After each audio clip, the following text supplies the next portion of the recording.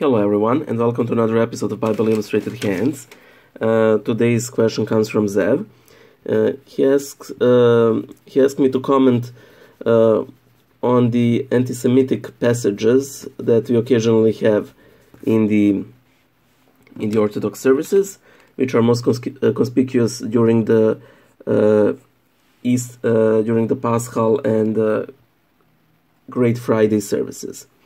And he also wanted me to comment on a petition by certain priests to have these verses and utterances removed.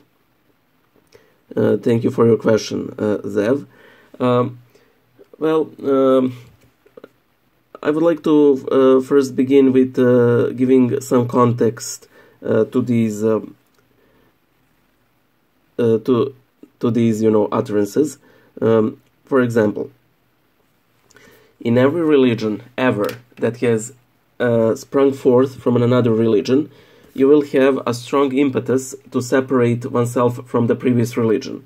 You have that with Christianity and Judaism. You have that with Islam, separating from both Christianity and Judaism. You have that with Buddhism and Hinduism, and so on and so forth.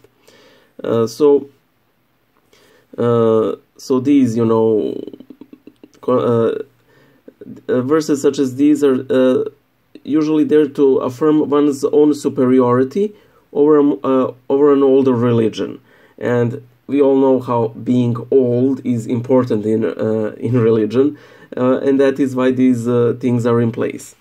I actually made notes for this episode because there's there are so many things to talk about, and I have had a very hard time recording it in one go.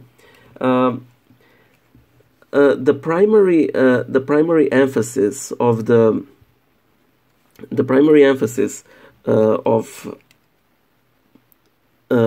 Orthodox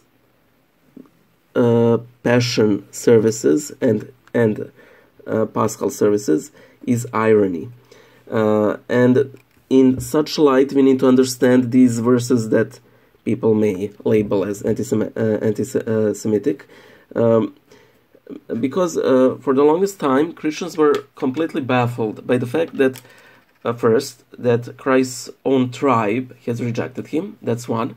But even more than that, and this irony is constantly emphasized in the Passion liturgies, that the judge of the universe is being led to be condemned by Pilate, that he who gave manna and fresh water to his own people is now fed vinegar, that the creator of life is sealed dead in a tomb, and so on. The irony is very important here, not some hate or fear-mongering, but again, it is a triumphalism against the old religion, and the absolute irony of, God perishing by the hand of his own creature. There is also one aspect here, which is, basically a clash between modern and ancient understanding of things, and that is who is a Jew. In all times, it was pretty, straightforward. A Jew was a follower of Mosaic religion. Christian was a person who followed Christianity. It was pretty clear cut. However, as an enlightenment came, secularism, things get much more complicated. So now you technically can be a Jew and identify as a Jew and have a Jewish name, but still profess Christianity. In all times, a Jewish convert will be assimilated in the wider Christian community, and vice versa. A convert to Judaism would be assimilated into the Jewish community.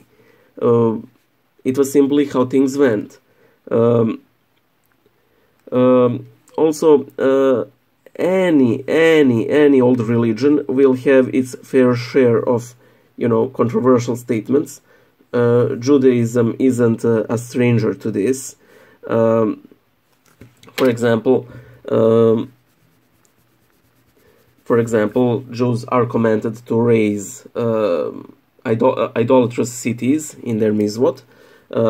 Jews are supposed to hate idolaters, and so on. Talmud doesn't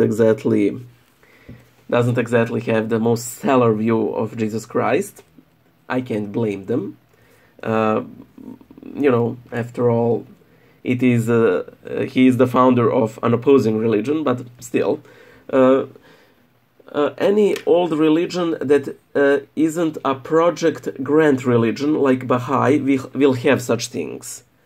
And I think that for the most part, a proper understanding and context of these, how did they develop, why are they there in the first place, is a good indicator of how we should approach them in the future. So, can an Orthodox Christian be an anti-Semite? Yes and no. Yes, as in there were cases of that, sad unfortunate cases. But I personally, I am absolutely sure that when such things occur, it never has to do with religion, it has to have some underlying reason, and in absolute majority of cases, it deals with some conspiracy theory, fear-mongering, Jews controlling the world or something, and then such people use religion in order to justify their own hate. So the religion isn't the cause of the hate, it is just a justification, and it would work without the religion as well. So not a thing would change if you would remove these utterances from the Orthodox services, because your typical anti-Semite isn't a pious Orthodox Christian who regularly goes to church, prays, fasts, gives alms, forgives his enemies, prays the Our Father with sincere heart, which includes, forgive us our trespasses, even as we forgive those who we have imagined to have trespassed against us. We have also such awkward things in Orthodoxy as thou shalt not kill. We have the Sermon on the Mount. We have Father, forgive them, forgive them not forgive them, for they know not what they do. And we also have this, something that was used by anti-Semites, his blood upon us and our children. It is a blessing. I mean, us Christians drink Christ's blood every week, So there is a positive interpretation to that verse, not just anti-Semitic ones. And let us not forget all of the saints and hierarchs who sheltered the Jews during the Holocaust. We have Maria Skobatskova, who was arrested by Gestapo for hiding Jews. We have Bishop Nikolai of Ohrid from Serbia, who has also been smuggling Jews from Serbia. We have Tune Sugihara, an Orthodox Japanese diplomat in Lithuania, who saved around 10,000 Jews by forging visas, and I will make a reliquary episode on him eventually, and so on and so forth. These people are counted as saints, not some anti-Semites. An Orthodox saint's meat is like Jews for religious reasons. They killed Christ, but when the push comes to the when the push comes to a shove, why I cannot pronounce that word.